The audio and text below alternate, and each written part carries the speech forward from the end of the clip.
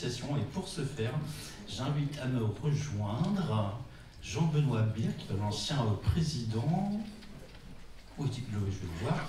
Muriel Dahan, qui était tout au fond. Sylvie est où? Ah. Donc Sylvie également. Le président actuel. Valérie, la vice-présidente. Tout ça est là.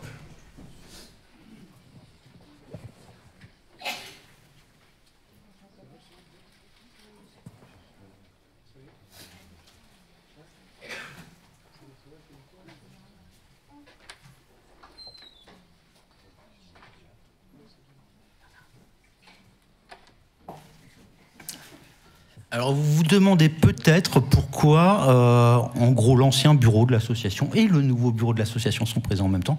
C'est tout simplement parce que c'est l'ancien bureau qui est coupable de l'attribution des bourses cette année, puisque c'est eux qui avaient œuvré et qui étaient à la manette. Donc c'est eux aussi à qui je vais les poser la question, pourquoi ces bourses, pourquoi ces sujets, qu'est-ce qu'il aura plus dedans. Et la première bourse, elle est attribuée, c'est juste derrière vous. Pardon. Au docteur Michaudon, qui n'a pas pu se joindre à nous aujourd'hui, et pour sa bourse sur la compréhension des mécanismes immunologiques de la GVHD. Autrement dit, pourquoi le greffon se rebelle contre l'autre? C'est un peu ça, professeur. Voilà. Alors, qui a choisi parmi vous, qui s'est dit, tiens, il y a un bon sujet derrière ça?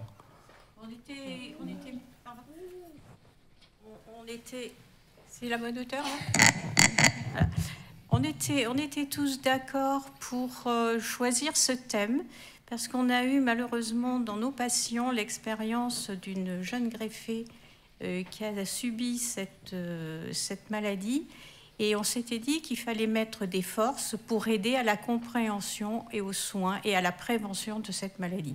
C'est pour ça qu'on a souhaité investir dans cette maladie-là, dans la recherche pour cette maladie. Merci beaucoup. Et la seconde bourse, là, par contre, je vais inviter Ingrid à nous rejoindre sur scène. Hop, ça c'est bien affiché. Je pense que oui. Oui. Puisque pour certains d'entre vous, vous la connaissez déjà.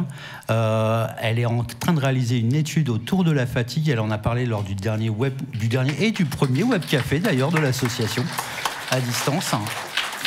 Alors, avant de céder la parole à Ingrid, qui est coupable cette fois-ci sur la fatigue? C'est Muriel? C'est Jean-Benoît? C'est qui s'était dit C'était en commun accord, enfin en équipe. On a choisi... voilà.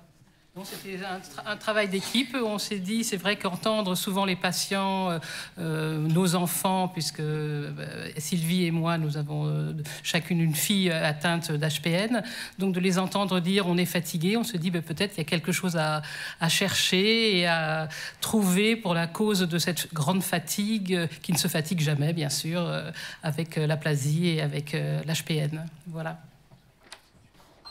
Alors Ingrid, je l'ai dit, vous nous avez parlé au premier web café de l'association. Est-ce que vous pouvez nous dire où en est l'étude aujourd'hui? Est-ce qu'il y a encore besoin de patients dedans? Oui, alors tout d'abord, je souhaiterais à nouveau remercier l'association HPN, donc l'ancien bureau, mais aussi le nouveau bureau pour son aide pour l'inclusion des personnes. Alors actuellement, on est à 12 personnes qui ont fait les protocoles en intégralité. Merci à eux, mais j'ai encore besoin de vous mobiliser parce que c'est insuffisant pour pouvoir en tirer des conclusions. Donc on va refaire une diffusion par mail pour vous réenvoyer le lien, puisque toute la manip, enfin toute l'étude se fait de façon totalement dématérialisée. Donc s'il vous plaît, participez dans la mesure du possible si vous avez entre 18 et moins de 60 ans. Oui, on est obligé d'exclure les gens de plus de 60 ans pour des raisons de fatigabilité inhérente à l'âge, mais aussi de problèmes cognitifs. Voilà, c'est vraiment pas lié à la maladie elle-même.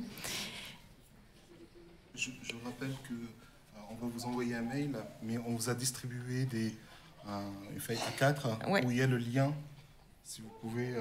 Juste vous connecter. Voilà. Merci. Ça a été déjà distribué. Merci beaucoup. Si quelqu'un ne l'a pas, on peut le redonner. On l'a fait. Voilà, merci pour votre aide. Est-ce que Jean-Benoît ou Adam, vous voulez ajouter un mot? Je vais juste ajouter un mot. Alors, je suis l'ancien président de l'association, mais aussi le membre fondateur avec Rodica Simon ici présente et 2 autres membres. Et je le rappelle parce que le tout premier chèque qu'on a versé, la première bourse à laquelle on a contribué, avait pour destinataire Régis Peffo de la Tour ici présent pour son séjour à Seattle.